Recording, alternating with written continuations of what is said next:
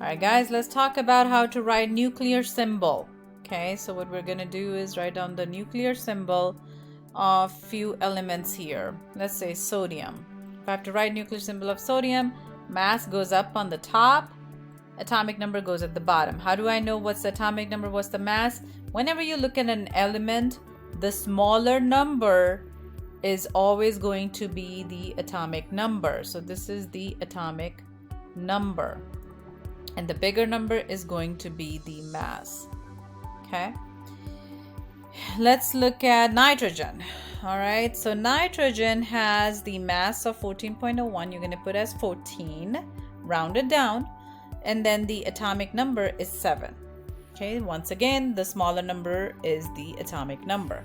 Now, if you remember from the last video, atomic number is same as the number of protons and number of electrons in the neutral atom. Why do I keep saying neutrals?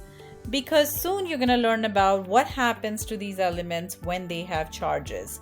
For example, sodium tends to lose an electron, it becomes +1. So let's just put this in the parking lot for now and we'll come back to it, okay? We'll come back to this concept in a bit. Let's go back to what we were talking about. Atomic number is same as number of protons and same as number of electrons. So how do you find neutrons? If you remember that the mass number is made up of protons plus neutrons. If the mass of sodium is 23, I know that the protons are 11. This becomes a simple algebraic expression you guys can find. Then what you do is n is 23 minus 11 is equal to 12. So neutrons are 12. Let's do the same thing here. What's the mass of nitrogen? 14. What's the protons? 7. How many neutrons does it have? It's going to be 14 minus 7 is equal to 7.